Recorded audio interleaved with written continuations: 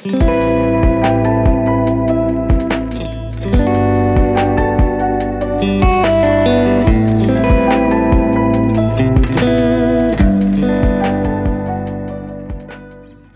back to Two Peas, One Podcast. She literally seconds before I hit record was annoyed with me.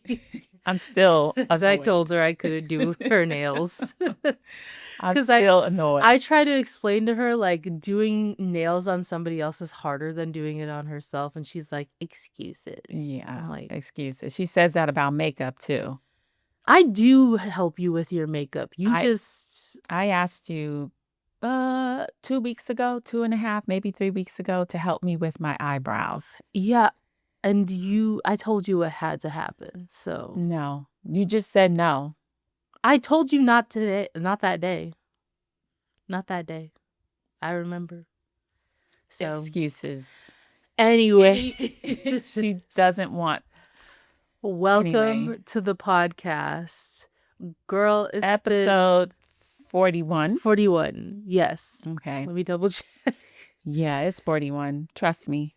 Okay. Yeah, it is 41. Yeah. Mm-hmm. But yeah, welcome back, you all. Hope you had a good Thanksgiving. If you don't celebrate, happy Thursday. Whatever. Yeah. Food day. Happy Turkey Day or whatever. Yeah, or whatever you want to call it. Our Thanksgiving was good. Yeah, it was good. The food was hitting all around. It was. I wish I had gotten more leftovers. Yeah, but in the moment, you're so stuffed. The last thing you think, or at least I'll speak for myself, the last thing I'm thinking about are leftovers. Yeah, I'm like, oh my God, I'm not going to eat all this. And then you wake up the next day, leftover time. But yeah. And exactly, top of mind. And then the night before, you did not, in the moment you were collecting your leftovers, you're like, I'm never going to eat anything again. Yeah. I didn't get any leftovers. Really? Wow. No. Girl, you should have. Those deviled eggs were good. No, I didn't get any leftovers. Mm-hmm. I brought back food that we made after everybody got some of what they wanted, whatever was left over from the food we brought. Yeah. I brought back home, and I did get some leftovers, but I didn't take any leftovers, if that makes sense. Yeah. Yeah, it makes sense. I don't have to ask. Well, yeah, you brought back what we made. Yeah. You didn't take any leftovers from the other spread. We had so much food, you guys. So much food. It was there was 8 of us there. Mm-hmm. And we had a full spread. I'm because me, my mom, and my brother, we all made something. I made mashed potatoes and brownies. Mm-hmm. You made stuffing, peach cobbler, and greens. Yes. And then my brother made mac and cheese. Yes.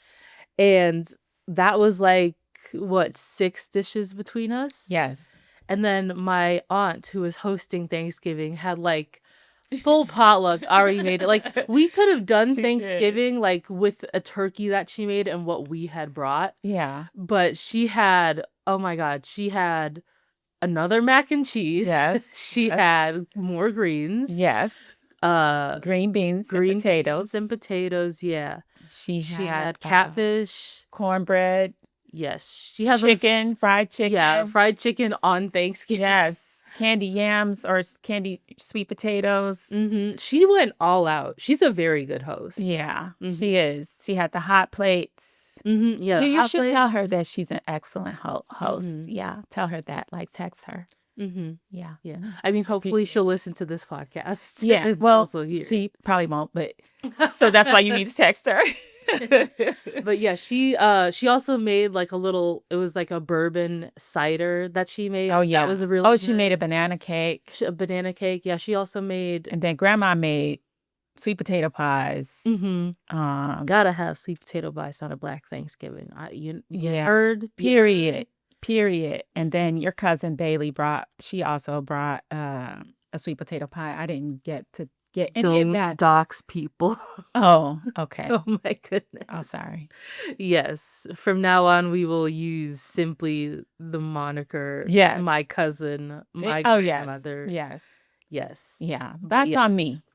But yes, anyway, I mean, it's her first name. There's plenty of, people with that name in the world. So. Right. But yes. So then why did you get on my case then? We still don't need to be using names. Okay. Okay. I just wanted to start something. Yeah, exactly. But yes, so we had a very good Thanksgiving. Way too much food. Way too much food. I've already moved on from the leftovers. I'm like, I want fresh food now. I'm tired of reheating this. You're over it, right? Yeah, I'm over it. Yeah.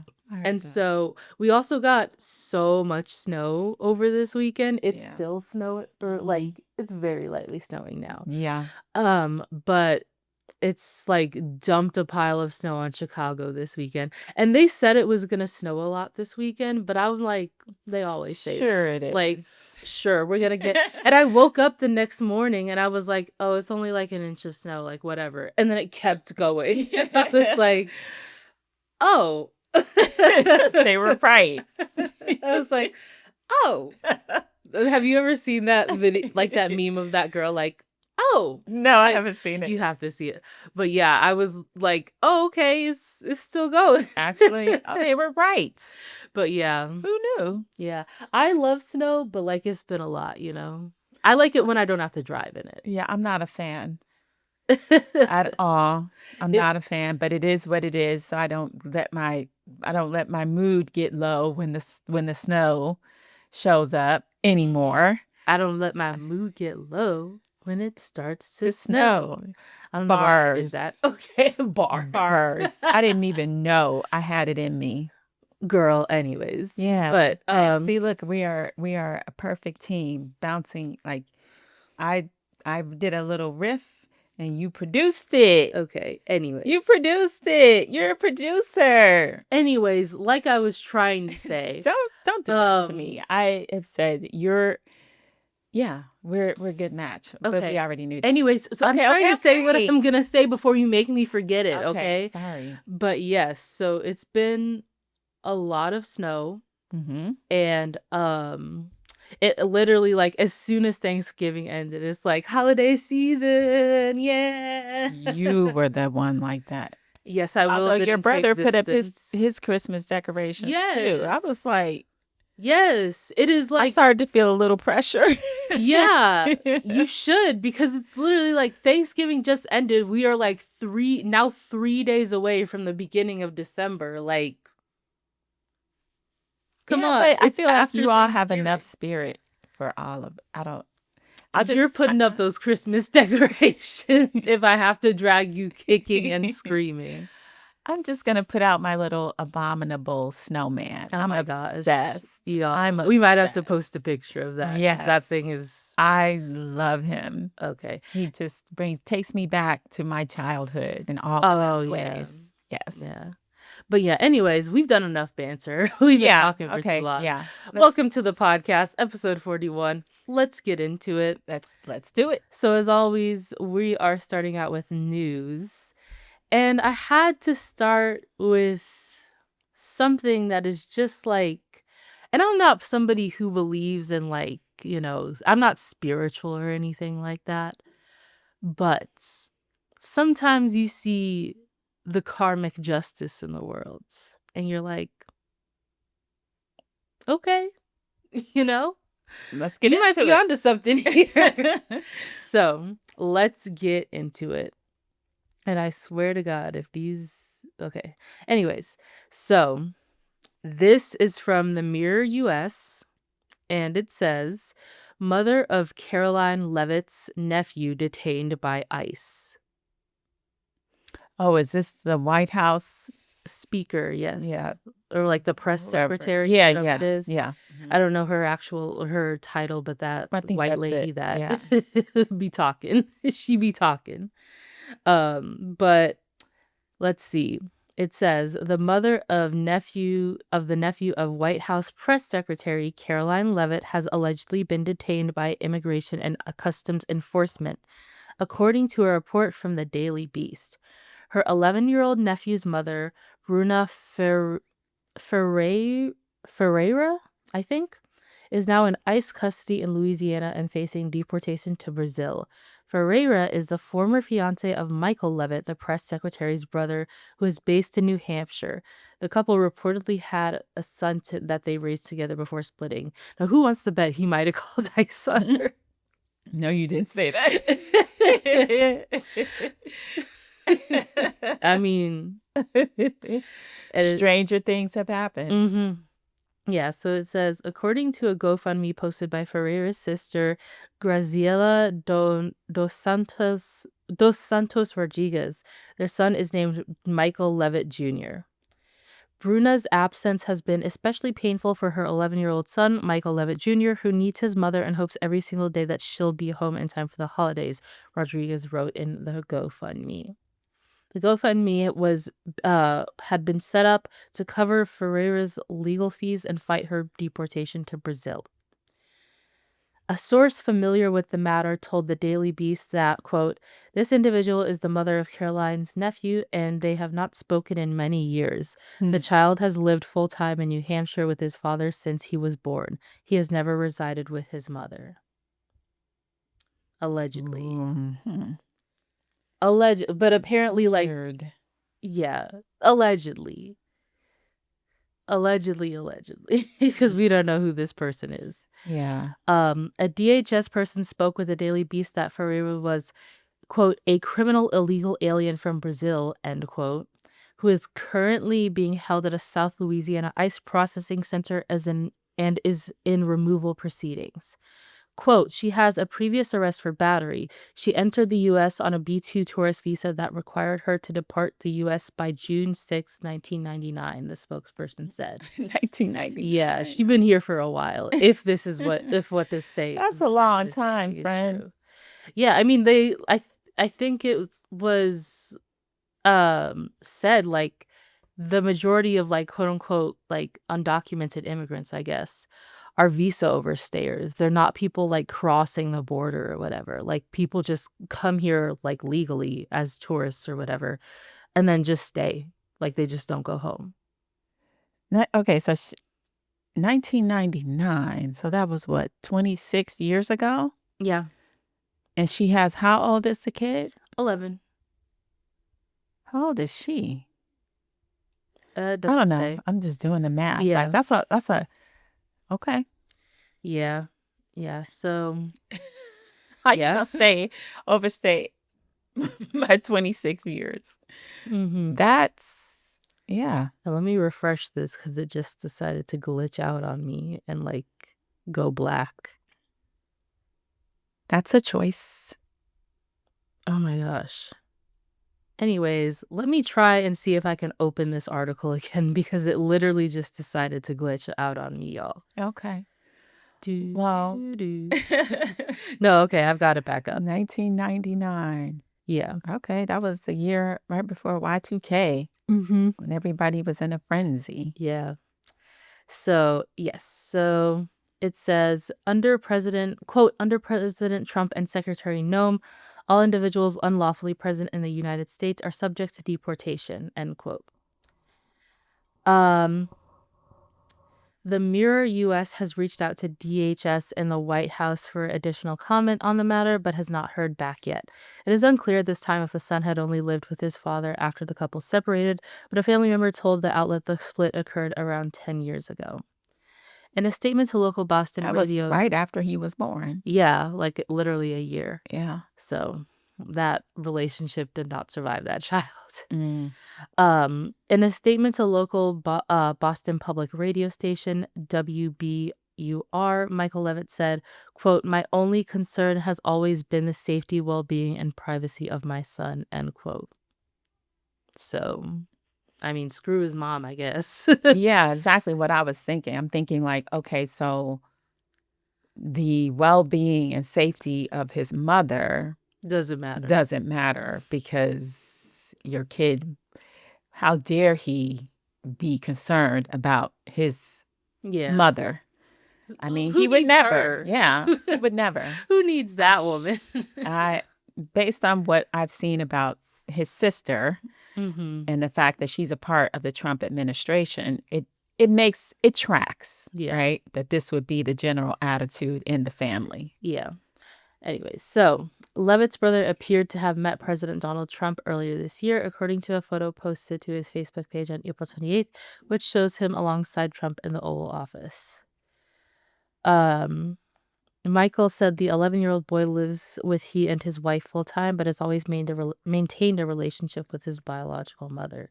So I don't know why that person was trying to make it seem like, he doesn't have a relationship with his mom or whatever. Right. Like, because apparently that's not true. Right. So based on what you said. Yeah, they're trying to demonize her and make her seem like she's like a deadbeat mom or whatever. Yeah. And we don't know exactly the truth, but I have to be skeptical of that because, of course, they're going to try and frame this woman who is apparently an undocumented immigrant as a bad mom. Right. So, yeah. And who deserves everything that she's getting. Yes. Yeah. Mm-hmm. But yeah, so. Again, it tracks. It makes total sense based on what we know about. Yeah. I mean, they're saying like she was arrested for battery or whatever, and I'm just like, so are okay, say more. Yes, exactly. Say more. Mm-hmm. Give us details. I hate it because they act like every person coming in is like has like a suicide bomber who's like, right, committed to taking down the U.S. as we know it, and it's like, sir, nobody's believing that. No, nobody but those those mind-numb conservatives that listen to Fox News or whatever. Right. Anybody with a brain believe in that. Okay. I mean, because battery could mean anything, right? Like you could be arrested for battery because, Yeah, I'm gonna need more context on that battery. Yeah, like some minor thing. And then, everybody gets arrested. Yeah. She could have just been clubbing with her girls. Yeah. And then, one of them got into a little, tussle because, some random guy, I don't know, just was being in it. Yeah. And then, a little shoving match started. Yeah. And then the next thing you know, the cops are called and this boy's mom is caught up in quote unquote battery. Mm-hmm. Yes. So we need more details. We need more context because I am not believing the media when it comes to reporting on the facts of this case, especially when they have a vested interest in making undocumented immigrants look bad. So yes. And I still just don't understand. Like, they've made this their number one concern, like getting rid of undocumented immigrants. I'm like, who cares? We have undocumented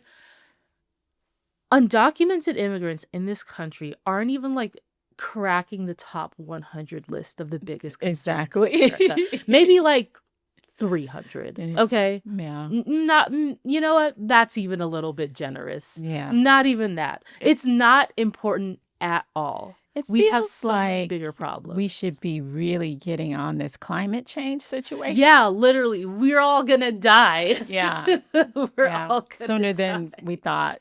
Why don't you do something we get on that? But of course he doesn't. Of course that old fart doesn't believe it. And those eggs, baby, they're still pricey.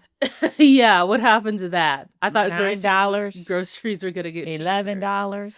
And he was like, actually, you guys, it's gonna take a little bit for me to make the eggs cheaper. Like, liar. Yeah. Which everybody knew that, but aside Kamala was right there. Yeah, Kamala was right there.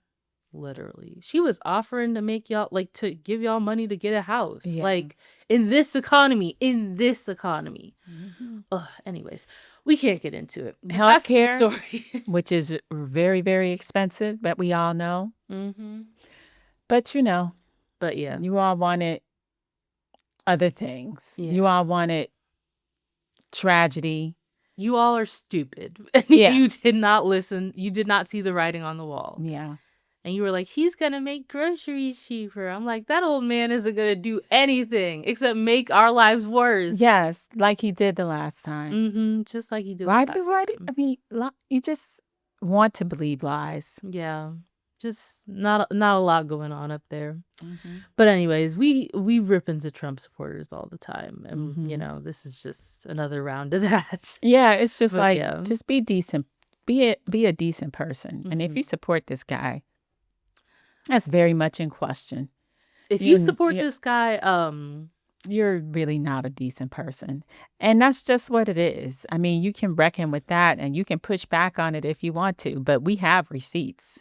I really want to say something like very mean, but I will hold back because my mom will get mad at me. Yeah. But if you support this guy, I don't have anything nice for you. And I don't want good things to happen to you. So yeah. I can live with that. Yeah. So that's this story, guys. Yeah, so that's the story. I'm hoping that everything works out for the best in this situation. And yes, and Brazil is one of my favorite countries. I did yeah, you studied what abroad. was it? An exchange. Study. Yeah. But yeah, in Brazil when I was 16. I'd like to go to Brazil one day. Yeah, me too. I would like to take you all. It's just that their president is a baby Trump. So, oh God, you gotta do something about this, y'all. Girl, I'm scared. They not gonna let us back. Yeah. Oh my gosh. But yeah. Anyways, so that's this story, and I hope Karoline Leavitt is embarrassed. She's not, but she should be. She probably isn't. She should be though. But yeah. So that's that story. Now we're gonna get into our next story. And this is from CTV News, and I think it was originally published by CNN, but it's also like, I guess, here as well. Oh, CNN. Yeah. But yeah, so this is from CTV News. That's the important stuff. So this story, girl. I'm going to sleep. CNN. Girl, bye. I don't like them so much. You don't like CNN? So much I don't. I just don't. Why not? Because they're terrible. Okay. They're Fox News for people who don't watch Fox News. Okay. They're Fox News light. From the people who like aren't ready to commit to like the propaganda yet, but are still like getting into I don't understand. Also part of anyway, keep going. I'm sorry, my darling.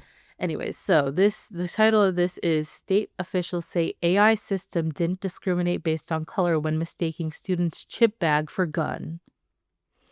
Chip bag, like a bag of chips? A bag of chips, yes. Yeah. So, this is out of Baltimore. And it says, after an AI weapon detection system at a BCPS school mistook a black student's bag of chips for a gun, many people, including the boy's family, claimed it was racially biased, which, duh.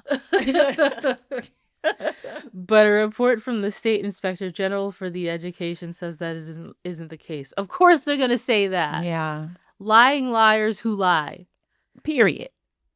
So, it says an AI weapon detection system that Baltimore County Public Schools use called OmniAlert mistook 16-year-old Kenwood High School student Taki Allen's crumpled up chip bag for a gun.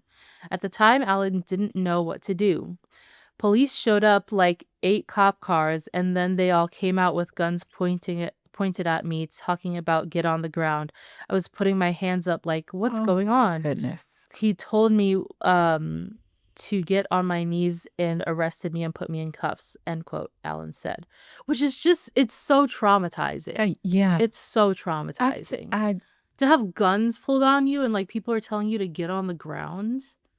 Good God. I mean, at any age, but this kid is 16. He's a child. Yeah. Yeah. And in his school. Like, oh my God. Anyways, so let's continue. The Maryland Office of the Inspector General for Education investigated the incident. A newly released report says the AI system flagged Taki's hand position while holding an item as a potential weapon threat. The office investigated claims that the system discriminated against students of color, but found no evidence of bias. I'm sure we investigated ourselves and found that we did nothing wrong. Wait, can you read that sentence again? Which one? The one I just read? Yes, please. The office investigated claims that the system discriminated against students of color but found no evidence of bias. Which is, like I said, we investigated ourselves and we found that we did nothing wrong. It discriminated against students of color but showed no signs of bias. Yeah. Okay, so explain that to me. Like, not you, daughter, but these people, like, How either does that I'm work? slow or that's double talk. Yeah, or the system you're using is really bad, which is obvious, because it's AI.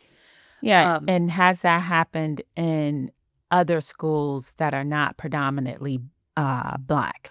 Moreover, are these systems in schools that are not predominantly Black? Yeah, that's Mhm. word.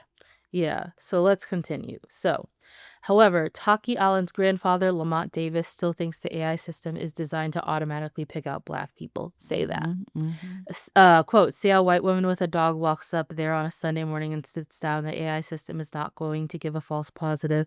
But I think if a Black person walks up there and walks their dog on on the property, it's going to give a false positive, Davis says. Although the OIGE found no bias, it did point out flaws in the situation. The report states that the principal at Kenwood High School didn't see the cancellation notice from other staff and contacted police about an already canceled threat showing system flaws. So, what I'm hearing is that they had already cleared this situation up, but still called the cops anyway. And so they're blaming the principal? Yeah. So, and once law enforcement is involved, the report says BCPS loses control over alert notifications potentially creating dangerous situations. The OIG recommended that the BCPS Department of School Safety review its protocols about the number of individuals who receive alert notifications and also call for BCPS to conduct biannual training for school executive staff and the member of the Baltimore County Police Department on the use of and established notifications protocols when a threat is verified by OmniAlert. In a past statement, BCPS says the district is committed to taking additional steps to ensure all staff fully understand and follow established protocols to prevent such incidents from occurring again. Now, this reminds me of me hearing something about how, like, facial recognition, like the technology for facial recognition, is racially biased. Yes. Because it does not accurately recognize the face of individuals with darker skin. So Right. Black people, essentially. And brown. Black and brown people. And it just goes back to this, where it's like this technology is racially biased. It's AI. AI does what you tell it to do. Exactly. And if this AI is made and being created by people with racial biases, that's going to show up in the final product. Yes. And also, AI is not reliable. We have talked about this plenty of times. AI is not reliable. It is still very much in its infancy, and it does not need to be used in assessing security threats like this when it is proven to be inaccurate. Talk about jumping on a trend, right? It's like all of these companies and investors, capitalists, investing all of this money in AI technology like it's the next best thing. They don't want to be, left out. They don't want to miss out on an opportunity. This is like the scam of all scams, in my personal opinion. You're being scammed. You end up with some janky little product. Yes, and you've invested all this money, and it's impacting people negatively because you have FOMO. Literally. Yeah.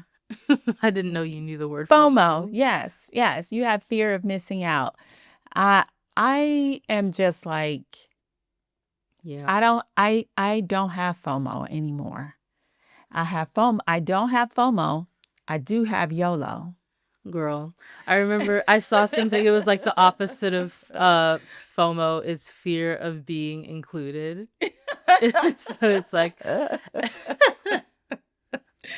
that's funny. No, I always want to be included. Like, I want to know. Like this meme, this little account that I follow that's like, I want to know.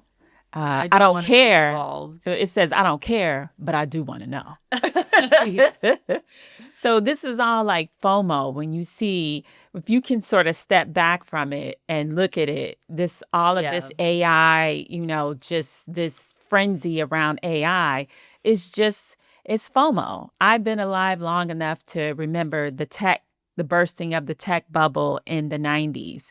And we were negatively impacted by that, having invested in some of these companies. You all weren't born yet. And so, thank God. yeah. So, you have the experience. At this point, I have experience on my side to say, this is just FOMO.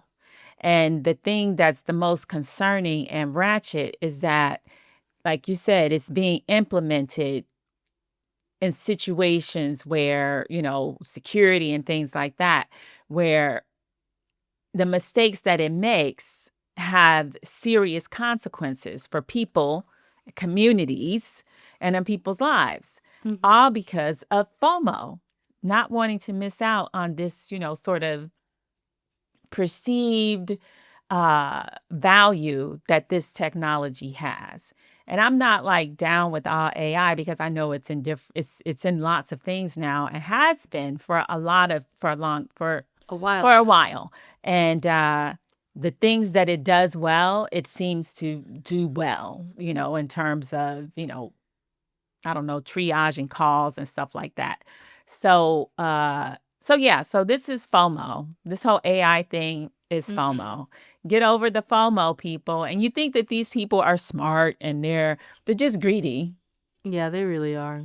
So stop anyway, using the AI. Yeah, people. That's my rant on that. This is a perfect example of why, people need to be more responsible. Yeah. And I hope those parents sue. I really do. Omni-alert and the school. Okay? Yeah. So, yeah. But yeah, so that's that story. Can't undo the harm that was done to the young man that this happened to and his peers that witnessed it and everybody that was there, because that's, Yeah. That's not small. Anyway, I'm done. I'm off my high horse. Yeah. So that's that story. And so last, we're on to our last story, which we were just laughing about right before this. So this is from Newsweek, and it says Campbell's Soup VP mocks quote unquote poor people who buy its food in secret recording.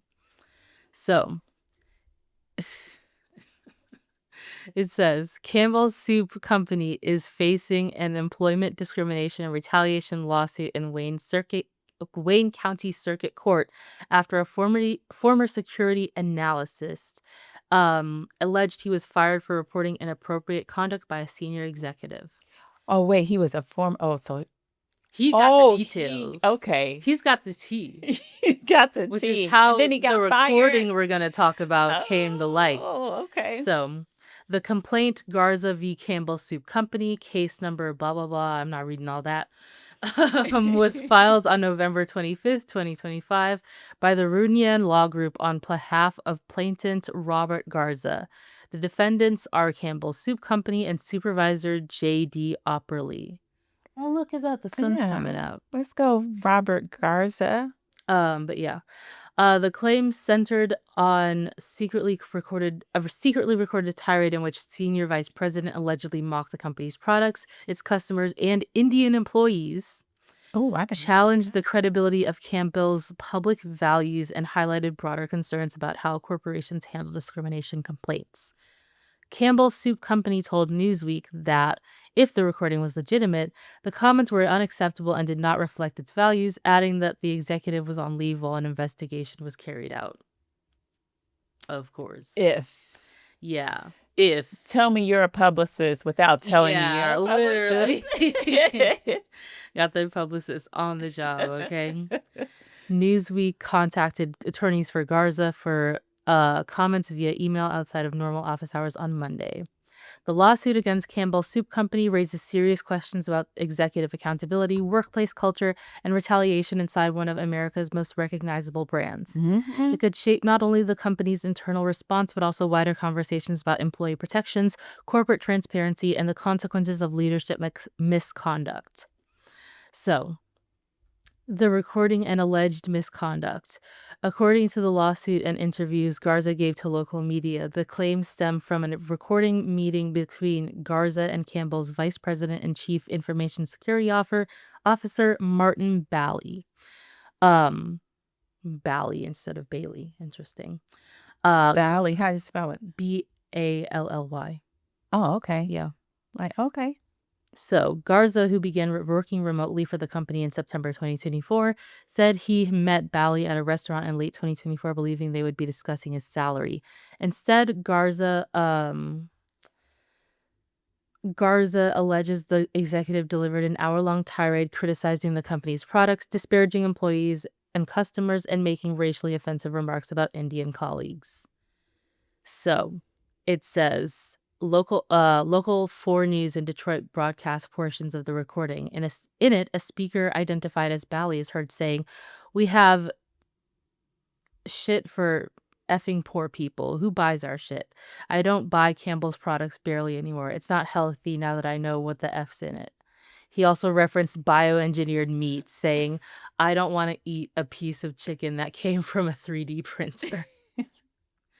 Which is just, like, I feel the need to mention this because, like, people are like, "Oh my gosh, the chicken's been cloned," or whatever, which they think, like, is just so Love stupid your side of because the internet. the way this works, because I've heard this information debunked because people are, like, scared of eating cloned chicken or whatever. Yeah. The way that works is that, you know, the like cows, for example, cow sperm, cow egg come together, form an embryo. The embryo is then cloned and put into another cow to for that cow to become pregnant. Right. It's not like they're in a lab like cloning chickens. Like, oh, here's this one chicken, zap, there's this other chicken. Like, Oh, yeah. They can't first of do all, it's that. not, and there's also no evidence that these clones, cows or chickens or meat or whatever, are in any way unhealthy. Like, y'all been reading too much science fiction for real. But anyways. I mean, it's trash that he said it, but I'm not. You're a vegetarian, so you don't count. Yeah, that's true. Okay. But I'm, anyways. I'm, his concerns are valid. Girl, okay. But he is a terrible person. Yeah. So, the recording, which lasted longer than an hour and 15 minutes, included what Garza said was a disgusting rant to be made by Bally about his coworkers. Effing Indians don't know an effing thing, and like they couldn't think for them effing selves, it said in their part. The recording also allegedly captured Bally admitting he came to work after consuming marijuana edibles. Now, this is the least egregious thing he's admitted to. Garza Is that he figured he'd throw you all a bone? Yeah. Like, I'll throw that out there. like, Just yeah, torture you exactly. So to throw you off, try to throw you off the fact that he's still actually cool. terrible. Yeah. So it says, Garza said the exchange left him feeling, quote, pure disgust. So it says that he kept the recording private for several weeks before reporting it to his supervisor in January of 2025. And his attorneys are saying, like, Garza was acting in interest to protect his coworkers who were the subject of those comments. Like, he was trying to stick up for people, essentially. Oh, okay. Well, I believe he was. Like, he's maybe that was part of it. I'm sure it was part of it. Yeah. But, like, I'm sure not trying to, reason, but if I heard my boss ranting about that stuff, I'd report it. Well, yes, of course. I'm not saying that. Okay, the cynicism in me. Yes. That's like, you're sitting on what you believe to be, it's a hot mic. You secretly recorded this. You got some tea. Yeah. And so, yeah, you want to protect your coworkers, but you also are like, you got to protect yourself too. Yeah, you got to protect yourself. And also, like, I'm about to hit this Campbell money jackpot. Let's just be honest. At that point, he hadn't quit yet. He was just reporting it to his company. I know. He was strategizing. He had attorneys. So trust. Well, no, he didn't have an attorney yet at this point. At least it doesn't say he did. Okay. His attorneys are reporting this after the fact. Okay. So, like, at this point, it just says that he had, like, reported this to his supervisor. Okay. And they didn't do anything. Well, let's get into it. Okay. So, it says that Garza had no record of disciplinary action or like any any history of being written up for performance issues. He said that he received no follow-up with human resources after submitting his complaint. And apparently he was terminated, as this lawsuit alleges, and it took him about 10 months to secure another job. So, yeah, so So when they say see something, say something. yeah. Okay, girl. So Now, there are too many cases where that did not work out for the person who was reporting. They had a minor scuffle in the parking lot because they had a big bag of cocaine, bringing it to work to try to sell. You see what I'm saying? Yeah. They have ways of getting you back. Yeah, and so the company responded, and they made that comment like, if this is true, like it doesn't reflect our values, blah blah blah blah. And they're saying like, oh, the comments in the recording are like, they're inaccurate, and they were made by somebody who's in IT who doesn't know how we make our food or whatever, blah blah blah. And yeah, they're going back and forth at this point. Yeah. But yeah, so I thought I'd bring that up because it's just ridiculous. He's like talking about like bioengineered meat. I'm like, you're the VP for this company. You okay with profiting off of the bioengineered meat but not eating it? Exactly. Bruh. That's capitalism. Rich people, I swear. That's I hate capitalism right there. Yes, capitalism right there. Like they will sell you stuff they wouldn't touch in a million years. Like it's okay for poor people. Yeah. He doesn't have a problem and fully is okay with poor people eating something, quote unquote, poor people that he would never touch. Yeah. Yeah. And when I that is the essence of capitalism. Yeah. And I had a surgery earlier this year where like I had to post surgery, like I was eating like soup and stuff like that. And I like occasionally bought Campbell's soup and stuff. Will not be doing that anymore. Yeah. Not that I like eat soup a lot, but yeah, if I ever am in the mood for soup, I won't be going to their products. And Campbell's is like iconic. Yeah. It's like it is. It's when you think of like canned soup, you think of or you think of wholesome and chicken noodle soup. Yeah, like that. That was like soup, yeah. They had a very successful marketing campaign back in the day around chicken noodle soup and moms giving kids. Yeah, of course, Dad could not actually. Dad couldn't do it, and it's not like she actually made the chicken noodles. Yeah, so and that was very successful because it was thought of as a very wholesome family product that people should be eating. Yeah. But yeah, so that's the story, y'all.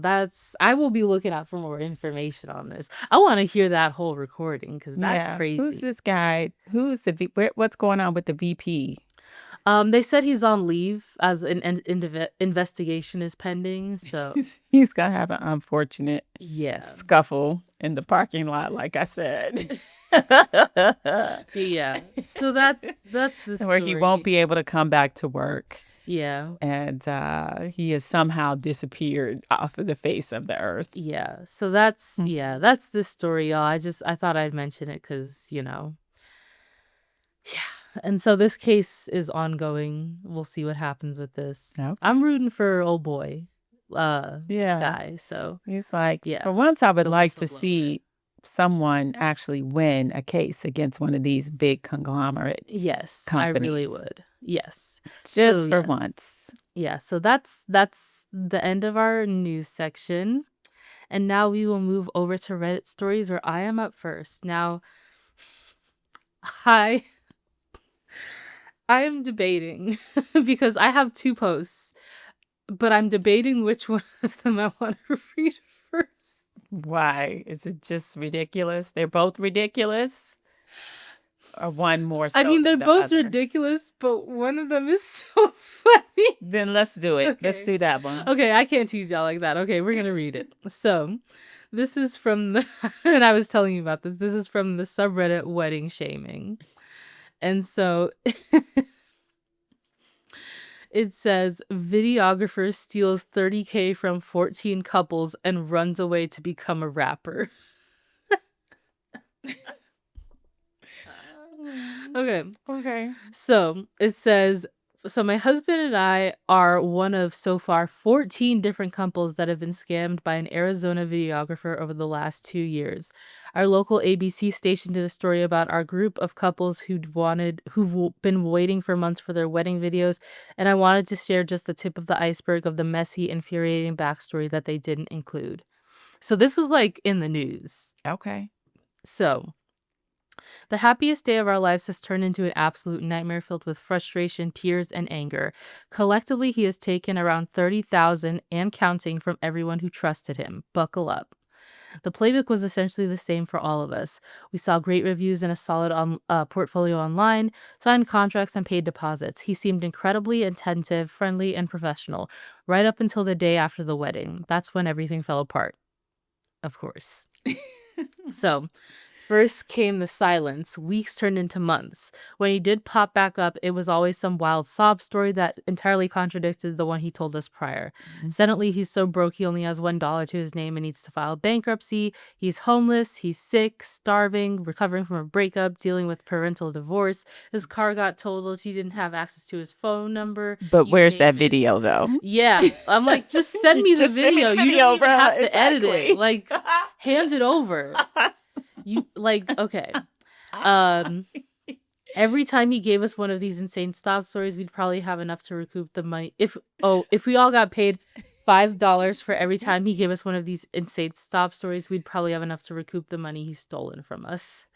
So Where's the video? yeah, Like, where are they? doesn't cost you anything to just send me the video, bro. Yes. It's not like you have to, make alterations on a dress or go buy fabric for a dress that I Yeah. paid you for. It's digital. Yes, literally. And of course, we all felt bad for at least a little while because who doesn't have a heart? But then we'd see him on A social lot of media. people. We'd see him on social media literally living a different life, showing off in fancy music studios, posting with luxury cars, flexing with friends, searching for new clients, and even uploading a video where he and his buddies were jumping somebody in front of their studio. Question mark, question mark, question mark. Meanwhile, he blocked most of us on Instagram so we couldn't see him.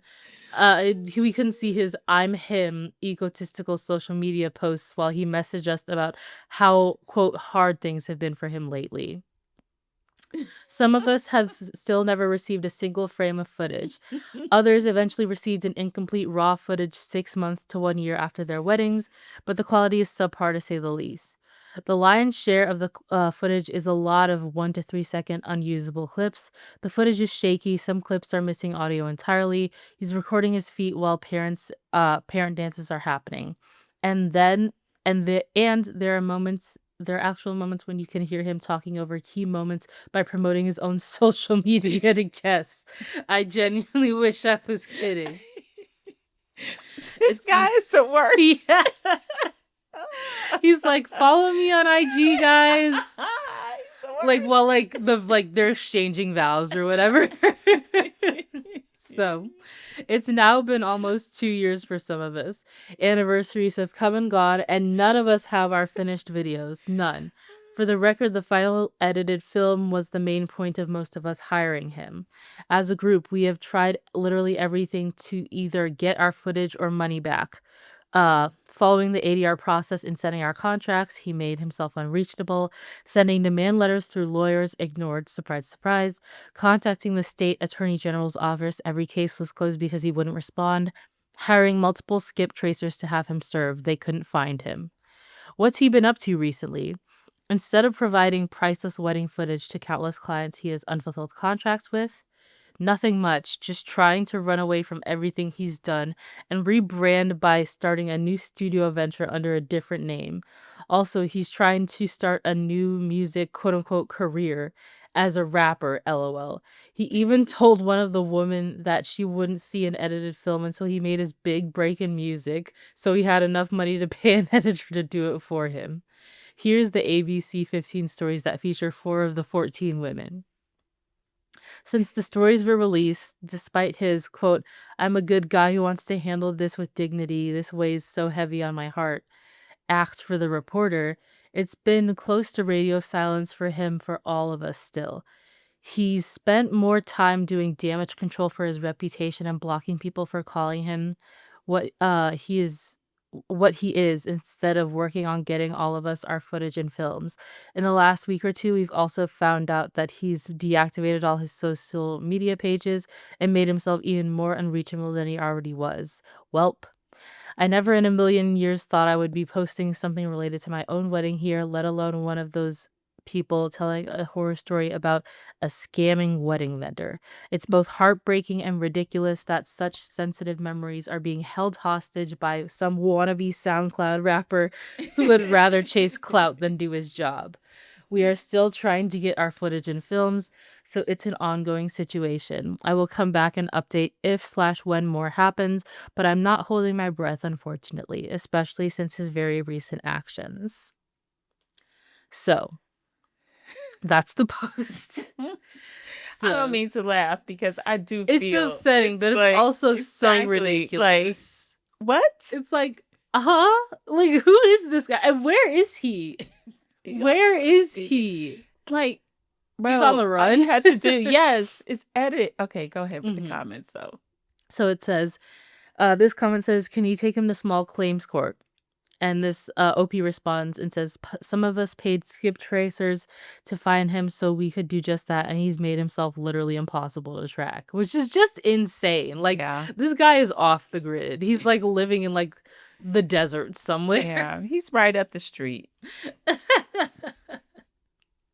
Trust like, me. How are they not able to find this guy? Yeah. But yeah, so this person says, I know it's more principle and the footage driving you than it is about the money. I know it would be for me. I don't understand why he will not just hand over raw footage. It sucks he deleted his profile. He will pop back up when he does. Observe any locations he seems to frequent. Document/save his friends' profiles. DM all of them. Reaching out to the studio, club, coffee shop, etc. he's hanging out at. And saying you're willing to pay them for Ronnie's current contact details.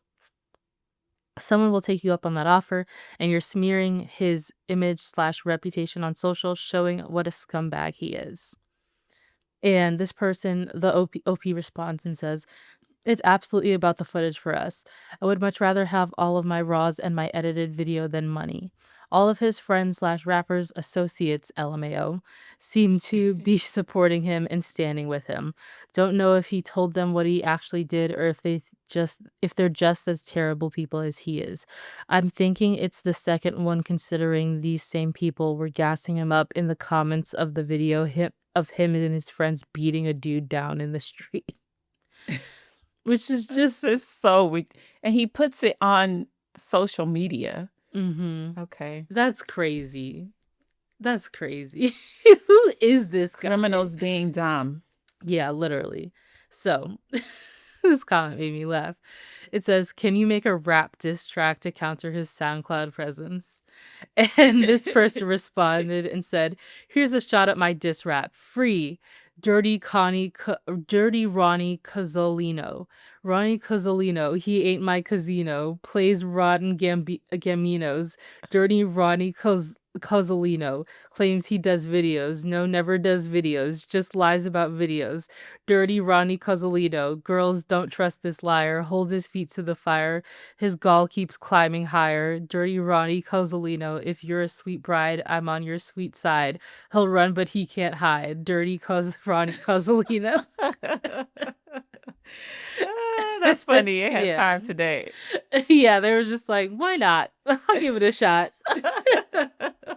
So yeah, and then this last comment says, was his name James Somerton? It's an awful joke, forgive me, but the TLDR is that when he was run off YouTube for plagiarizing, he did an exorbitant number of additional scams, and most recently was caught plagiarizing a fake wedding photographer.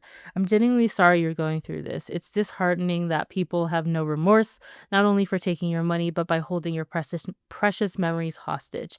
I'm glad you have come forward and spoken about this because it might stop others from being a victim of him in other avenues. So. Okay. Yeah. And like that person said in their rap, his name is Ronnie Cozzolino of Flicks Photography. Flicks with a PH. So, yes. Anyways. So, What are your thoughts, so to speak? Okay, this story I feel like it has taken 20 minutes, even though I know it hasn't. Literally. Because I've had so many thoughts. Most of them I've forgotten. But let's give it a shot here. Okay, so I feel you, OP, and Yeah. all of the other people who hired this guy to record some of their most, precious, or however we want to describe it, moments. Yeah, it's their like wedding their day. wedding day. It's important. Yeah, and then he just doesn't do the job that he's been paid to do. Mm-hmm. And it doesn't seem like, more than likely, he really has all of the footage. Who knows what he was doing? Yeah, I'm like, when he was supposed to be recording his feet. Yeah. During, photos. Yeah, like being taken of the family. Yeah. Trying to promote his social media to people. Like, were there no signs? I don't know. I have no clue. Follow me on IG, guys. Exactly. Like, bro, what are you doing? It's so this dude is guy, insane. Yeah, he's he's a problem. He's a bad apple. He needs to be held accountable. And it sounds like this is just going to be a loss. Yeah. I don't know if anybody's filed criminal complaints yet, but I would do that. Yeah. Well, you can see where that, with stuff like this, it's just like. Well, yeah, especially they apparently can't find it. I feel like if you got the police involved, they might be able to track down this guy. But yeah, who knows? But who knows if the police are going to take this seriously? Yeah, they're not. They're not going to. Yeah, you have to be a person that has notoriety, and of course, if you were, you probably would have an actual videographer. Maybe hire a private investigator. All this money is just like. I mean, they just want their videos. Yeah, that's my point. Is I don't think there are any. Well, yeah, there may be some videos, some little snippets, and maybe some of the folks who hired him and didn't get their videos. Maybe there's some. Yeah. I mean, OP said that like some of the women had received videos back like months to like a year after it happened. Okay. Like the weddings happened. Like the quality wasn't good, but there were videos. Right. So I'm thinking like the videos probably suck. But there probably exists some videos. Like you had to see him around like holding a camera or whatever, at least some of the time. So did you see him turning the camera to himself, doing a selfie with you guys in the background? Yeah, literally. Like follow me on IG. Literally. Oh my God. This guy is such a scammer, because then he's giving you all of these super sad stories. He's like, oh my God, you guys. I'm in the hospital as I send you this. Broke my leg. My dog ran away. I don't have a place to live right now. My girlfriend broke up with me. And I'm in the hospital. Yeah, literally. I mean, bro, this is a scammer who. You really are a scammer. A scammer who scams. Give it to God. That's all I can tell you. Give it to God and just keep it stepping. You've put in a solid effort, OP, to get this video. At this point, doesn't seem like there's much else you can do. He's gonna have to have a moment of actually not being a scammer and decide to make it right. I mean, I really hope that you guys can sue him for what he's stolen from you, because OP said he stole about $30,000 from 14 people. So just get some of your cousins to run up on him. Don't actually beat him up, but scare him. Give me that camera. Give me that computer. I mean, you can rough him up a little bit. You know what I mean? Oh my God. Okay, it's not like he wouldn't deserve it. Okay, Trump. Don't call me Trump. How dare you? Isn't that what Trump said? How dare you? Yeah, don't be gentle with him. Anyway. Yeah, I think at this point, I'm hopeful, OP. I hope you really get this video, and everybody that was scammed by this guy gets their footage in whatever shape it's in. It may not be there, though. So you just have to imagine that you won't get it. Prepare yourself for the worst. Exactly. But yeah, Anyways, so that's this story. Yeah, you don't need to come on the show. It's different from, you know, what I usually select, but I saw this and I was like, oh my God. The scammer of scams. He's trying to become a rapper. He's like, I can't make your videos for you. So Exactly. I can only do one thing at a time. Which is crazy because he's like, I have to hire an editor. I'm like, you're supposed to be the editor. Oh my God. But yeah, anyways, so that's my story. Okay. So, all right. So it's over to me. Yes, let's hear your story. All right. So my story is from the subreddit, Ask Women Over 30. And the title is Jealous of My Younger Sister. Oh, girl. Okay. So here we go. How do I stop being jealous of my younger sister? She's living the dream. She's dated my brother-in-law since she was 14, and they are so happily married. Her husband has no student debt. Both have dream careers, a house, a beautiful dog, and vacation homes because of his family. Both have large friend groups from going to state schools. They're able to host family gatherings. They plan on starting a family next year. They've experienced no trials in this lifetime. I don't want them to experience issues. That's not what I'm saying. I just mean they haven't experienced any typical adult setbacks. The most that has happened is my sister has...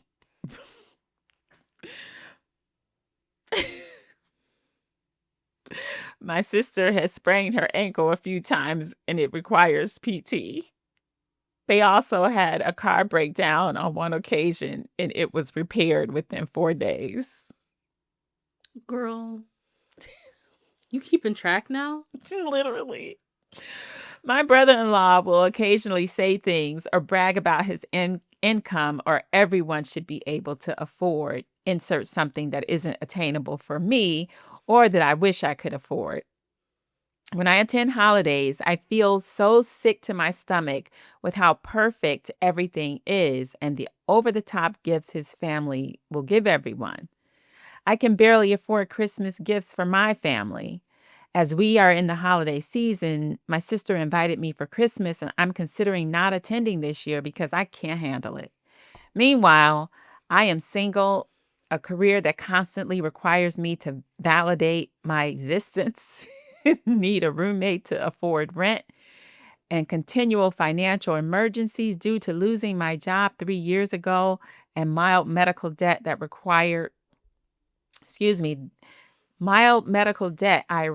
I acquired from crappy insurance. I am known by many in the community, but I don't feel very close to anyone. I think I heard in a Brene Brown podcast, quote, I have people in my life, but no one I can ask to watch my cat phenomenon. I have limited life experiences because I was sick for such a long time in my 20s and made a crappy salary. I wish my life was different. It's like all the good things happen for everyone around me. Sometimes I don't see the point for my existence. I've often said that when my parents pass, I will have no purpose. There's so much shame and embarrassment in typing these thoughts or words for others to read.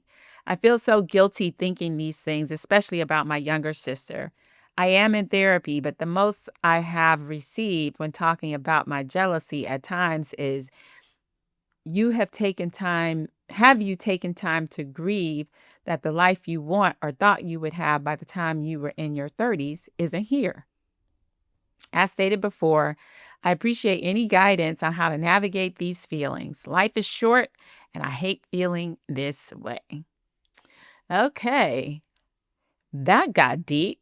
Mm-hmm. All right, so let's look at some of the comments. I think I saved some comments on this one. Yeah, I did. Look at me. I saved quite a few. I'm proud of myself. Okay, so first commenter says, I feel similarly about my sister a lot of the time, but I remind myself that I'm only 33. I'm young. I'm putting more energy into building and manifesting my own dream life versus living in the lack. This time next year, your life could be drastically different. Or good, could still right? be the same. Yeah. you know. This person says, very few people in life get a life like your sister. I know it probably seems disproportionate as she's so close to you, but the fact that she's incredibly lucky and not the norm at all. Okay, and then OP says, I know it's just kind of ironic that I have two siblings, I'm one of three, that fell into the married their best friend, a family that has generational wealth, and both people in the marriage making six figures. And then there's me, laughing emoji. It's super hard to compare during family gatherings, holidays, or even trying to remotely relate in any way. I always cringe during the what's new question. Okay. Some interesting revelations coming about. Mm-hmm. Let's see here. Another person says, okay, not that one. This one says, oh, do I want to read that one? That's okay. I'm gonna try. Okay, you're here. You hear this saying time and time again, but comparison is the thief of joy. Amen and hallelujah. The more you keep looking at other people, you stop looking at your own accomplishments and unique strengths and moments. We are also our own worst critics. You sound like you've been through some difficult things that maybe your sister never went through, or maybe she has her own demons that she doesn't show. Nobody is perfect. If you haven't had the chance to seek out therapy, well, could be a good chance to do so. But I also want to say that everything you are feeling right now is completely valid. You haven't had a chance to have someone in your life look at you and say, hey, deep imagination, you are enough. You've been through so much and you're going through so much and you keep going. You're living through an era where millions of people are being dragged through one of the worst economic climates ever, where jobs are ish and few, and the cost of living is bad. I'll just say that. And you look around and think, holy ish, is it really just me struggling because my sister seems to be living the life? Short answer is no. You're not alone, even if it seems like you are. Life is so hard and is so ish that the fact that you allowed yourself to be vulnerable and share your struggles on the internet is showing that you are still trying to be better and trying to show up when anyone else might have given up. Be your own best friend. Enjoy your company. Learn what you love, what gives you life, what little things bring a smile to you despite how messed up your job, your day, or your home life might be. And know that you are on your own unique journey, which your sister is not privy or a part of. It's all easier said than done, I know. I've been in a similar position, but it can get so depressing and dark thinking about how great other people's lives are when you can focus your energy instead on how to make your life a little brighter and lighter. Mm-hmm. All right. So, Jose, I am handing the mic over to you. Thoughts, considerations, suggestions. Yeah, so I find it a little weird that you like keeping track of like the hardships your sister's endured. And also consider that you don't know everything going on within your sister's life. Like she could have stuff going on that you don't know about. Right. And so like it may appear that she has a nice life and it does sound like she does. But at the same time, she's still a person with her own struggles and she probably doesn't tell you everything and you know, And it can be easy. OP's focused on material things Yeah. and what things I mean, appear. yeah, the grass is always greener on the other side, you Mhm. know what I mean? And that's not to say you're not struggling or whatever. But just, like I can understand being jealous, obviously, because like she sounds like she's living a great life, you know what I Mhm. mean? Mhm. I'm jealous, but at the same time, it's also like that person said comparison is the thief of joy. Like, it can be hard not to compare yourself to her because she's your sister. Mhm. But at the same time, you you can't you'll be miserable. You'll be miserable like if you keep comparing yourself to her and like, Right. oh, you keep like picking apart what you haven't done and what she has that you don't and all this stuff. And it's like everybody everybody all across the world, like, somebody's always living a better life than you. Right. Somebody's always got it better than you. Mm-hmm. Like, I wish my life were a lot different right now, you know what I Mm-hmm. mean? But like, somebody's always How gonna have so? it. We'll talk about it after the pod. I wish I were making a lot more money. But it's just, everybody's got it better than you. So, well, not everybody, but like, somebody's always got it better than you in some way. And so like, oh, you think that if I had this nicer car, this nicer house or whatever, like maybe then I'll be happy. And it's just like, sometimes you got to work with what you got. Yeah. Like, and it's okay if you're not where you want to be right now. That's okay. Because I mean, look at the world we're living in sucks right now. And so a lot of people are not where they want to be because, like we are literally like fighting against structural powers to try and like build happy lives for ourselves. Mm-hmm. And so you're not a failure or anything. You're not a bad person for being jealous either. It sounds like you recognize that your jealousy is like a little bit irrational. Yeah. But I just wanted to say, like, it's okay if you're not where you want to be. And, I think that you should consider what the therapist asked you, like, about grieving the fact that you're not where you want to be in your 30s. Mm-hmm. Because, it can feel like, for a lot of women especially, like, once you hit 30, it feels like, time is just slipping away from you. Right. You're like, you got one foot in the grave, you know what I mean? Because that's the way, like, society treats us. But like, in your 30s, you're still young. You have so much life ahead of you. The youth, as I refer to them as. Yes, you still have so much life ahead of you. You don't have to have it all figured out yet. And, you can acknowledge that, like, it sucks right now. Like, right. Like having to live with a roommate is the reality for a lot of people.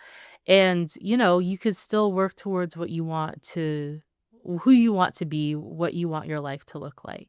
And it may not look exactly like your sister's life because it sounds like she married rich. You need to be looking in if they have a cousin for real. But or a brother or sister or whatever. Yeah.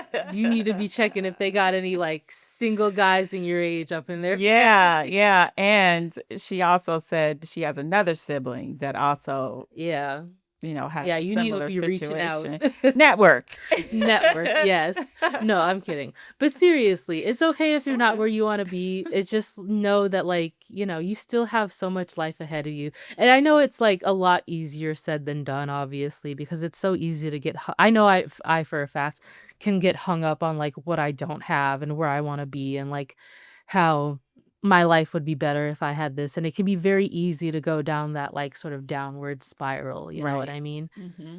But, it's not, you're still a young person. I still got years and years ahead of you, hopefully. And so you still have time to build the life that you want. It's not over yet. No. So not at all. But yeah, so that's my take. Okay, good. I love that. So what I would add is, yes, comparison is the thief of joy. Mm-hmm. And in every situation. Yeah. And it prevents us from doing the work, as you mentioned, that we need to do to create a life that we want. Mm-hmm. And maybe your sister, in terms of material things and family, her husband and all that stuff, maybe, I don't know, it's an aspiration for you if that's the life that you want. She also has known her husband since she was 14. And I mean, I don't mean to be that girl, but oh my gosh, no way. No I hope they haven't been dating that long. Like, if they knew each other in high school, then and then they started dating later down the line, then that's fine. But like, I hope she hasn't been with that man since she was 14. It says she has dated my brother-in-law since she was 14. Oh God. Yeah, there's probably stuff in that relationship. Yeah, exactly. Because no. You're like, absolutely not. No. Absolutely not.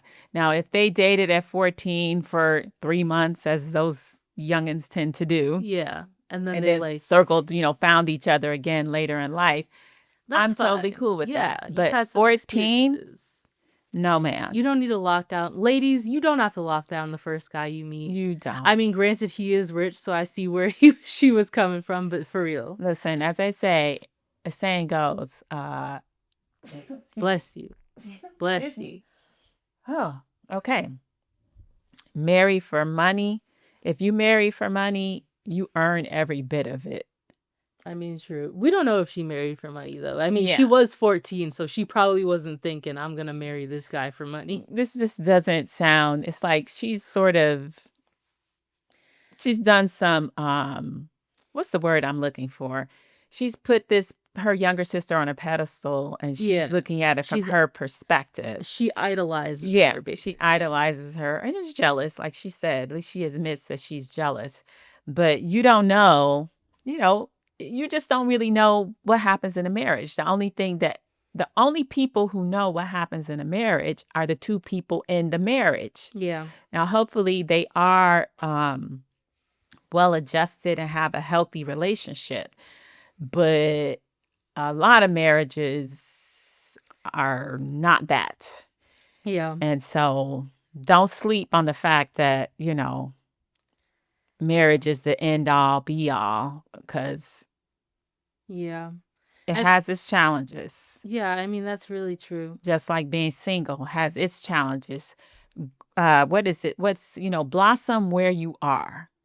Blossom because you have a lot and there are things that you can do to improve how you feel about yourself and where you are in your life. Mm-hmm. Yeah. And one of the things I've been thinking about lately is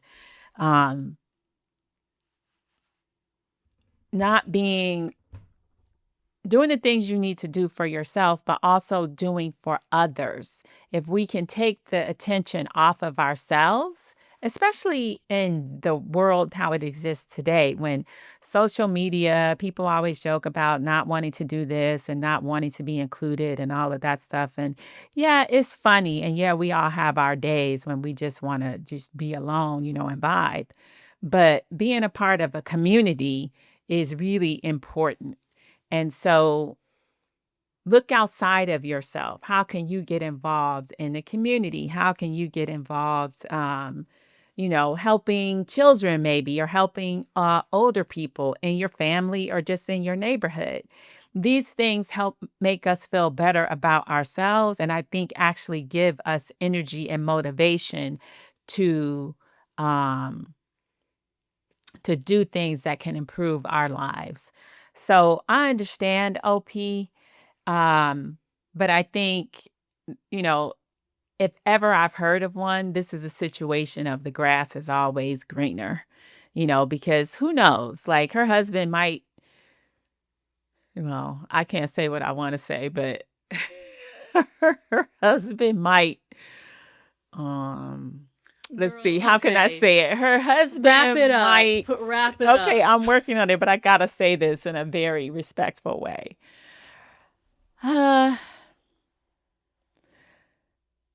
Who knows? Wrap it up. All right. Who knows what her husband? If things are really, we're not going to speculate on their marriage. Okay, they could be very happily married. Okay, they could be. All right. Next Reddit post. There could also be some challenges in areas that are very central to a marriage. And I'll leave it at that. Since my daughter is being very aggressive with me, I'll leave it to your imagination. So, OP, come on the show. We want to help you with this. Come on the show. She doesn't have to come on the show. Yeah, she should come on the show. Come on the show. I'll talk to Jose. She'll be fine. Come on the show. We want to know what happens in the next 3 months. Sure. We'll see you then. Anyways, moving on to my next post. Don't be rude. So you owe me an apology. Girl, okay. I'm waiting. This is from RAITAH, Am I the Asshole, abbreviated. And it says, I think that my 39 male, soon-to-be ex-wife, 39 female, had an affair. She thinks she is not in the wrong. Am I the asshole? My wife and I have been married for 15 years. Have 5 kids. Wow. Girl. It's very active. Things haven't always been perfect, but we have a beautiful little family and we do love each other. We've hit a particularly rough patch and it looks like it might be the end for us. After an argument, my wife told me she was done, that she wanted me to move out and she was done. I refused to leave. One, because I wanted to keep working on it, and didn't think we could truly work on living separate. Two, because I was worried about potential upcoming custody battles and had heard moving out beforehand could be a bad idea. Instead, I moved to the couch. Months passed. We were still intimate from time to time and would still do family activities, but I could tell she had pulled away. We eventually stopped being intimate. I fell into a depression. My side of the family was having a family reunion over my birthday. She would not be attending. She planned a work trip so that she wouldn't have to go. Before I left for the trip, um my wife told me that we were done and we needed to start looking into the logistics of splitting and divorce after I got back from my trip. This was it. My trip went fine. I had a good time with my kids and family, was trying to enjoy the time I have with them due to the upcoming cluster we were about to put them through. When I got back, I became increasingly more upset the more I thought of it. I did something I normally wouldn't. I looked through my wife's laptop and discovered a months-long affair starting in April of that year. It was currently the end of summer. I took the laptop and left, going to my in-laws to stay the night. Between a text thread with this guy and a text thread with her work friend, I discovered that she had a thing for her coworker shortly after starting a new position. She worked remotely and this guy lived halfway across the country, but there were enough work trips and conferences where they could meet. It didn't take long. They met for drinks in Vegas on my wife's very first work conference. They stayed up till the wee hours of the night until they each went in their way. And that was the beginning of it. It was only emotional, nothing physical happened. In fact, that was the only time they met in person, except for one other time in NYC over my birthday weekend. The text showed that they had planned to meet up in NYC a couple months back. They had been comparing work trip schedules, trying to find a trip where they could meet up. She started sending pictures of a hotel bed she was in, saying things like, "Big enough for two, you could have been here." They were FaceTiming and texting almost every day, many times while I was in the next room on the couch, depressed and wondering how I could save my marriage. And they were going to meet in NYC. She spoke to her friend about what to do post coitus. It was going down. Then, for whatever reason, they started to grow a little more distant. When they met in NYC, they met for coffee and she ended it. The last text I read was only a few days after that meeting. I was livid. She was mad I went through her texts, which I know is wrong and I'm working on it. I told her she cheated. She said she didn't cheat. We were done. She had told me multiple times we were done. She had asked me to move out. I told her this isn't some high school or college relationship. This is a marriage of 15 years. I was still trying to make it work. I didn't know what to do, but I was trying in my way. I never thought that saying we are done means we can date other people. We actually had the "do we date other people" conversations multiple times. We never had it this time. I compared her to Michael Scott stepping out of his office and yelling, "I declare bankruptcy," and thinking that frees him from his debts. She she will only admit that she should have filed for divorce first, that she is sorry I am hurt, will barely call it an emotional affair. And it's the worst thing in the world, not only to have to go through this feeling of betrayal, but to then have to convince their person who betrayed you that what they did is wrong. So am I the asshole? Is she in the right with what she did, or do I have reason to feel hurt and betrayed? So let's get into some comments because Reddit had a lot of opinions on this. Okay. So this one says, to be honest, your logic of yelling "I'm done" doesn't end a marriage applies to you as well. There's two of you in a marriage. She said she's done. You yelling back, "No, you're not, because I'm going to work on this marriage," doesn't make it a functional marriage. It doesn't matter whose fault it is. It's done. It would be best for everyone involved if you were to accept that and not drag this out. Edit. Yes, everyone sucks here. She was wrong for not waiting until the divorce was a fact. But you pushed her for but you pushing for her to repent and take on the attitude of the apologetic partner that wants to make up is not going to save your marriage. It's going to destroy any chance of a healthy co-parenting relationship. Focus on your kids and getting through this mess as quickly and amicably as possible. And what led up to to her yelling she's done. What had she been complaining about that you ignored? So this person responded to that comment and said Opie is acting like his home has a broken window when really the house is burning down. Okay. So there's that one. And this one says NTH, not the asshole, as such, but dude, she told you she wanted out. You can't be entirely surprised by this. And then this person responds and says, plus she can opt out even if she doesn't want the marriage, even if he doesn't want the marriage to be over. She should have filed for divorce and he should have believed her when she said she was done. He says they still love each other, but how can he speak for his wife about whether she loves him? He says they argued and she told him he was done. Or she told him she was done. I think that in the moment she gave up, whatever was wrong was never going to change, and she realized it and was done. At that point, there was no saving the relationship because she was done. So there's that one. This person says it's probably technically cheating, but who cares? By your own words, she was done a long time ago, and you didn't take the hint. Go find a lawyer already and treat it like a business transaction. And then this person responds and says, it wasn't a hint. It wasn't even a hint. It was a big flashing neon billboard. So there's that.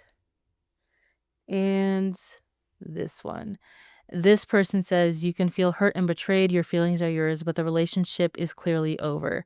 Instead of refusing to accept it and try working on it, whatever that means, working on the divorce process, splitting assets, custody, and maybe therapy to help you process this huge life change. She told you it's over. She's done. You're going to have to accept it. And then this person responds and says, sounds like the working on it was moving to the couch and moping. And this person also says that OP hadn't said anything about what he was doing to try and fix the relationship other than forcing her to stay in it, which is a giant red flag. So those are the comments. What are your thoughts, Host B? Yeah, so a lot of context seems to have been left out. Like, Yeah. you know, We don't know why they're getting a divorce. Yeah, we really don't. So the problem with this outside person, I mean, okay. So you got a point on her, okay? You got something that you can, sort of theoretically hang your hat on, that she had this emotional connection. Over her. Yeah, but it's like, come on, for real. It's not nothing, but this is not typically how things go. And they've been married for 15 years, have 5 children. Yeah.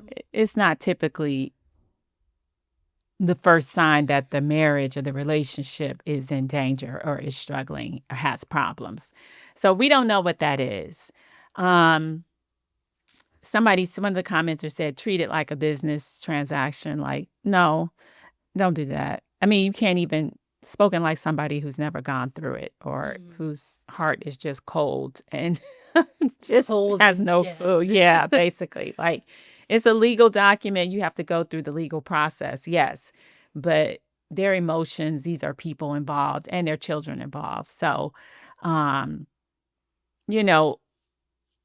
it doesn't sound like there is any attempt at counseling or therapy to actually really find out what's going on. Yes. So I meant to include one of the comments, but somebody did mention, like, okay, there's no, like, you claim that you were going to work on the relationship. Right. But there is no mention of, like, attempts at counseling, any deeper conversations, or whatever. Right.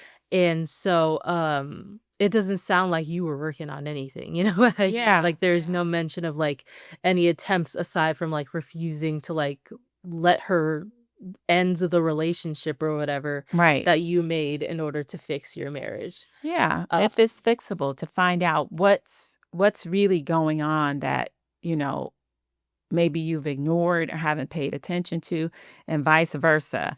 If one person is miserable or really unhappy in a relationship, it's really hard to believe that the other person is satisfied.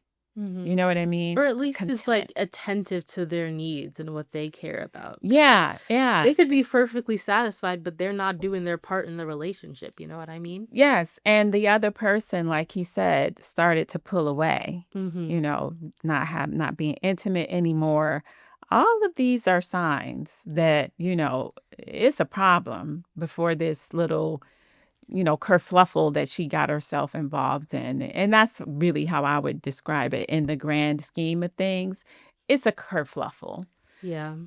So, and I'm not trying to minimize that for you, OP, but, you know, it really is a kerfluffle.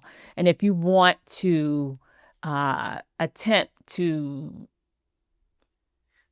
save the marriage or revitalize a relationship or just develop a different relationship with your wife, then it's going to require some work on the part of both of you. And I mean, she says she's done, so I don't know. she said, I mean, she might not be willing to do that. But the two of you at least need to have that conversation. Yeah. If she's willing. I mean, you know, she may not be willing. And if she's not willing, there's not a lot you can do about that. They should still have a conversation, but, you know. They should. But if she's not willing to, then, you know, there we are. But I think responsible people would, you know, want to do that. They want to make this work like amicably, co-parenting. Yeah, they would. Yeah. Or even, you know, even if there's a chance to, you know, quote unquote, stay married. It's obvious that she's not willing to stay married the way things are. Yeah. That's clear. And so you need to take that very serious and stop playing dumb. Yeah, stop playing games, sir. Yeah, and stop playing the victim. Don't do that because that's infuriating. Yeah. Take some responsibility. Yes. Because we don't know exactly why your wife wanted a divorce, but I can imagine why. You have 5 kids. Yeah. But that's just the obvious thing. Let's just start there. Yeah. How much energy that takes. You got married very young. Who knows how long you've been dating. Right. And so, I mean, 50% of people who get married get divorced. It's the reality of it. And what's going on with her? Yeah. And so do you have anything else to say before I get into No, I would just say that. Yeah.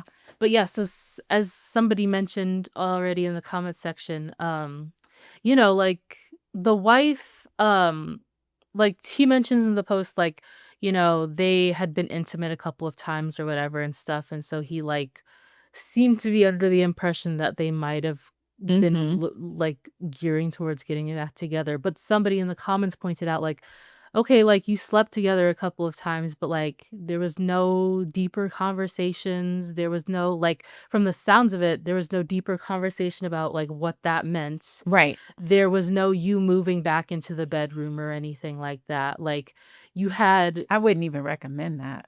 Yeah. And like, well, I mean, the point is that they had sex as like. And that was that. Which like sometimes separating couples do. Sometimes they, you know, relapse and they have sex. But it doesn't mean that y'all are getting back together because she did not express any more interest outside of having sex with you.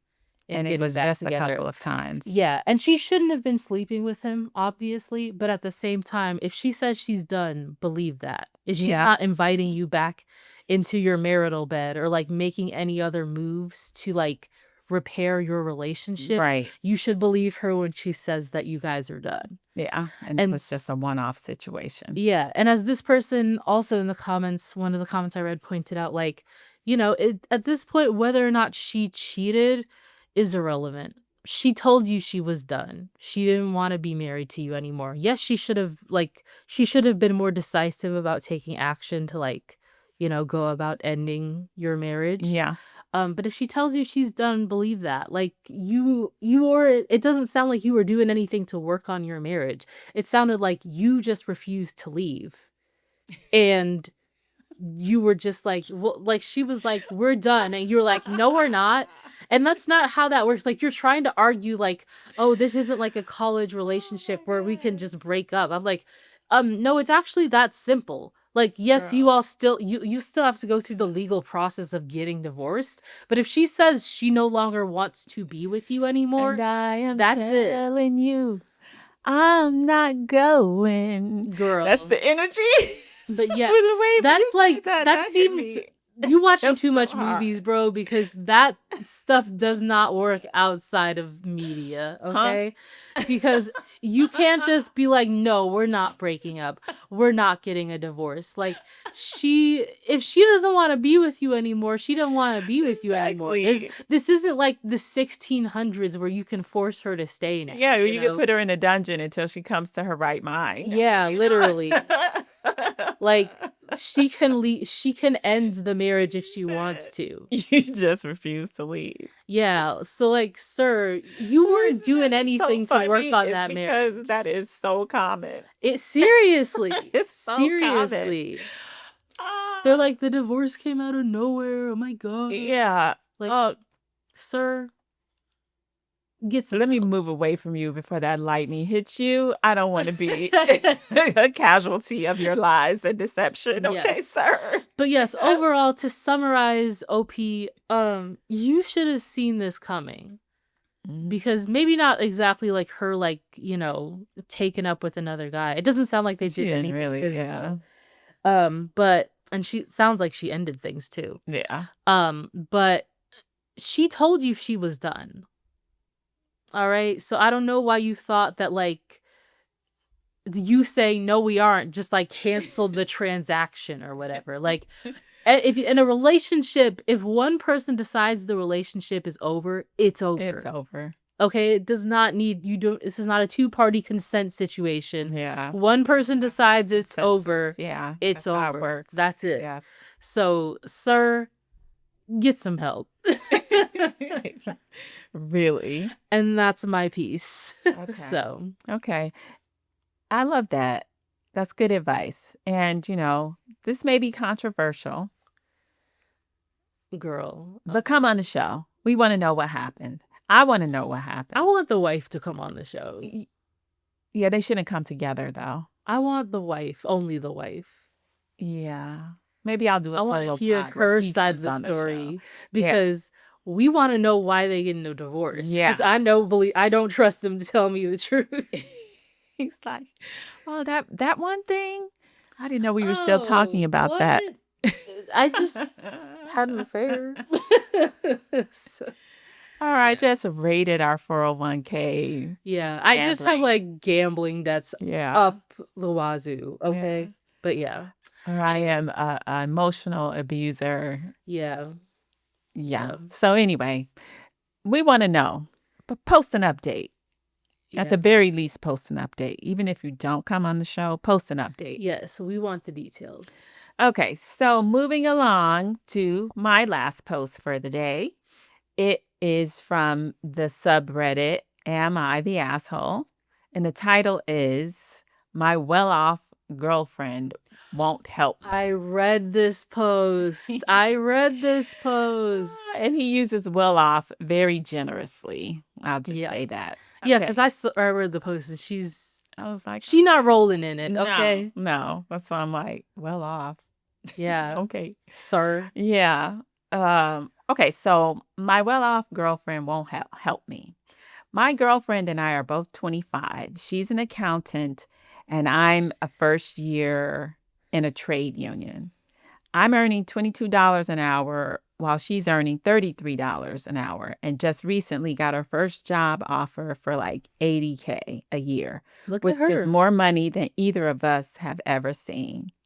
I'm very happy for her. She's worked very hard in school to get where she is today, and I want her to succeed no matter what. Sadly,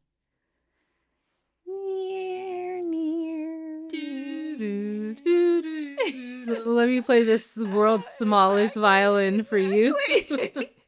Sadly, I don't think the feeling is mutual. While she was in school, she applied to every scholarship under the sun and got to the point that her money got refunded to her. And after 5 years in college, she managed to save up $15,000 of scholarship money. Girl, I need to be living like your girlfriend. Okay. I mean, what's her secret? 5 years, so. Yeah, but still, she can hold on to some money. As a young person, that's not nothing. Yeah, she can hold on to some money. Yeah, let me hold some of that for you. I, on the other hand, am earning $22 an hour until I get my second year raise in half a month, also known as a couple of weeks. Mm-hmm. I try to save money, but as many in a relationship know, it's hard to do that when you want to go on dates. I didn't mind usually until I complained to her that I shouldn't keep spending all this money on us because I just totaled my car and I need to save, or at the very least, take some type of loan out. Now, my girlfriend, with her vast accounting knowledge, recommended that I save $50 a month. That's honestly what I'm doing right now, because $50 a month? Okay, you got to start where you stand, but okay. So fair point, Jose. She says that's what she's done herself and she's doing great. Girl, if you are only saving $50 a month at $80K, stop it. Stop it right now. If you read the post further, I'm baffled. Yeah. I'm over here saving as much as I can from each paycheck, and she's over here just saving $50 a month from a $33 an hour paycheck, and she calls it responsible saving. Girl, bye. He didn't say that, but now I question her. Where does the rest of the money go to? I kind of knew it went to clothes and makeup and just luxurious things, but I had zero clue she was spending her whole paycheck on those luxuries. It's so annoying because whenever I question her on this, she says, I have $14,000 in my savings. I'm doing just fine, trust me. And it is so annoying because it's true. She is well off from those scholarships. Okay, well off. Well You're off. throwing me off with that. Like, okay? She's doing good for herself, but she's not well off. Not even, you shouldn't be uttering that phrase, sir, with these circumstances. But okay, I'm going to give you a pass because you're stressed out. Okay. So, but my point is that if she just saved like people normally would, she'd be doing a whole lot better. So then I asked her, why hasn't she ever thought of saving some of that shopping money and spend it on us like I do with damn near all my money? And she said, because I don't want to spend my money on that. That's on you. If you want. I mean, she got a point. That's sir. on you if you want to, but I need to save my money. Huh? Huh? Referring to her $50 a month she sets aside every paycheck. Okay, that's where you lost me, child. And that's when I realized that I'm being played financially. Yeah, something's going on there for sure. Everything else about this relationship is perfect except this. I doubt it. I can't believe I've been played this poorly. Or maybe I haven't. Maybe I'm overreacting and this is what a relationship should be. Maybe I'm not ready for this relationship. I don't really know at this point. I feel numb. Edit. Mm-hmm. Girlfriend and I have been together 6 years and we have plans. I don't want her money for myself. I just want her money to at the very least pay for her side things and stop expecting me to pay for everything because I have a penis in my pants. Sir. Okay, so let's get to some of the comments on this. I read some of these. I'm curious which ones you chose. Okay, this commenter says, you can't afford to take her out. She has told you it's on you if you spend money on her instead of saving to stop spending money on her and start building your own savings. So that's one comment. Mm-hmm. Okay, let's get to another one.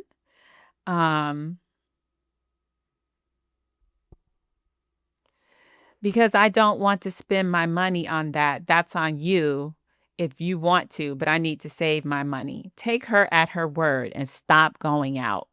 Mm-hmm. If she meant what she said, the two of you can start spending time together in a way that doesn't cost money. I heard that. Hallelujah and amen. If she didn't mean what she said, that tells you the true dynamics of your relationship. And you have to decide if that's okay with you. Mm-hmm. You're not wrong for asking her to contribute, but she has told you that's not what she plans to spend her money on. So you either stop spending the money on dates or accept that you will always be the one to pay, not the asshole based on the details we have. Mm-hmm. Okay?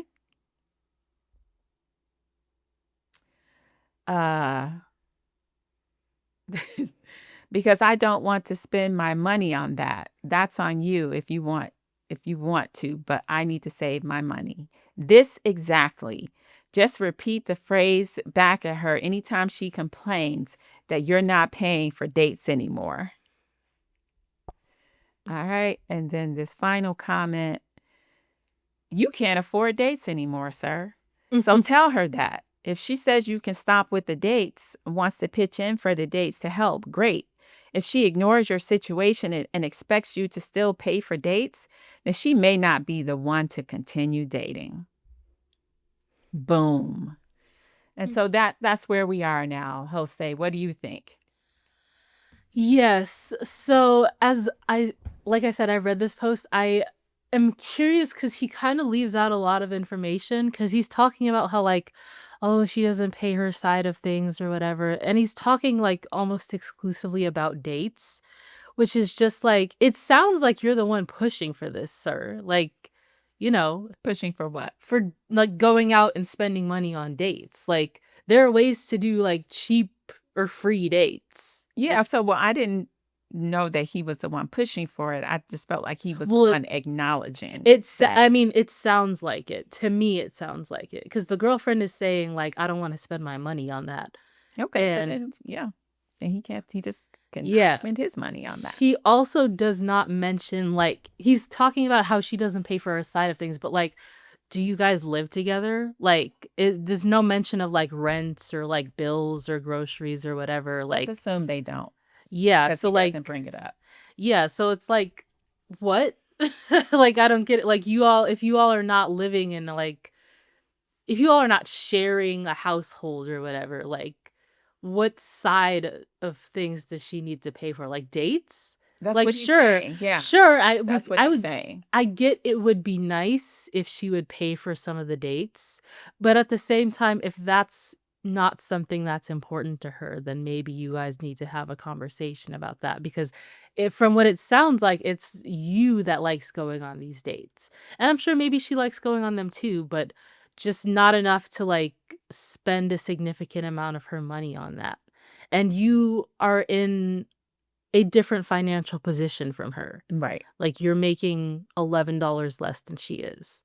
And so it would be, I mean, you might want to take your girlfriend's advice and like start putting some of that towards savings because, it doesn't sound like you have the money to be going on dates like this, sir. Right. And I get wanting to go on a nice date. You're not bad for that or anything. But you gotta work with what you got. Well, now he knows where she stands, and so he can. Yes. Pressure is off. I mean, you can literally take the pressure off of yourself because she's basically said she doesn't want to spend her money on that, and so that tells you then you don't necessarily need to be spending your money on that either. Mm-hmm. Yeah. And if she balks at that, then you have another data point about this person. Mm-hmm. Yeah. I mean, if she doesn't care about dates like she says she doesn't, it shouldn't be an issue, But it sounds like you might care a lot about those dates and stuff. And so no, I think he cares about. Well, he's in his feelings about. Okay, so it's okay if I spend all this money on dates, but now you start making money and you don't want to spend the money on it. You don't want to sort of, they've been together for 6 years. It's like, that's not what I'm gathering. That's at least that's that's what not he what. said. Well, no, that's your interpretation. No, he did say that. They've been together for 6 years and 6 years. Well, yeah, that part I assumed to be true. The other stuff I assumed is your interpretation. Well, no, he said he felt like he was being played. He said that. Well, yes, I know he said that, but everything else, like, the girlfriend doesn't pay for anything, like hasn't paid for any of these dates or whatever, or doesn't, like, now that she has this money, doesn't want to pay for dates is an assumption. No, he says that's what she said in the post. Can you read the part of the post where it says that? Yeah. Let me get back to it. He says, okay. Girl,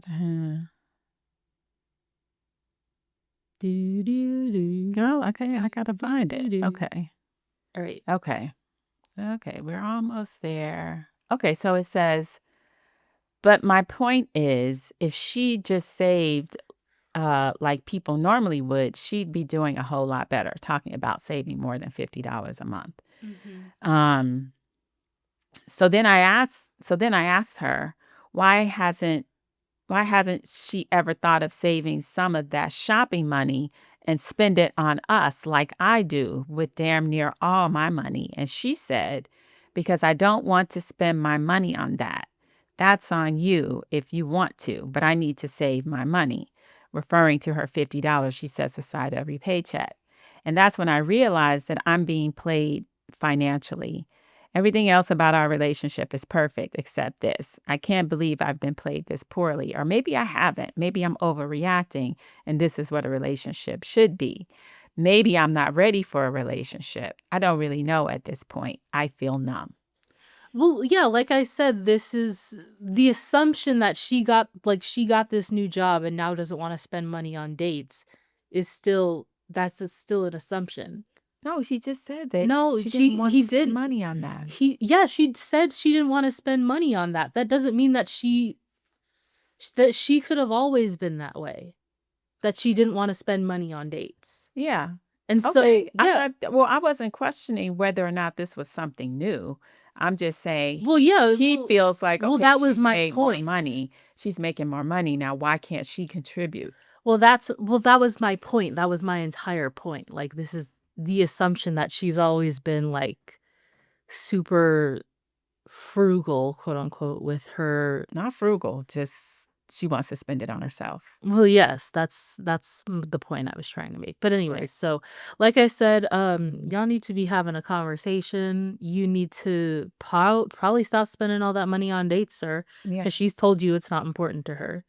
So yeah, that's my Yeah. take. And if you're going to go forward, she sounds like she wants to spend, based on what you said, she wants to spend her money on herself. And that is going to be a major, major block in terms of being together. You've been together for 6 years and you have plans, as you've mentioned. So, yeah, this is not going to, you're not aligned. You're not aligned. You're not aligned right now. And that doesn't mean it can't change, but you're not aligned on this. And this is a big stumbling block for a lot of people. Mm-hmm. Yeah. So, I agree. yeah. Yeah. So, yeah. That's really it. Exactly. Yeah, so that's our last Reddit post of the day, and that brings us to the end of the podcast. As always, make sure you rate, review the show, share with anybody you come across, anybody at all. And yeah, we hope that you guys have a great week.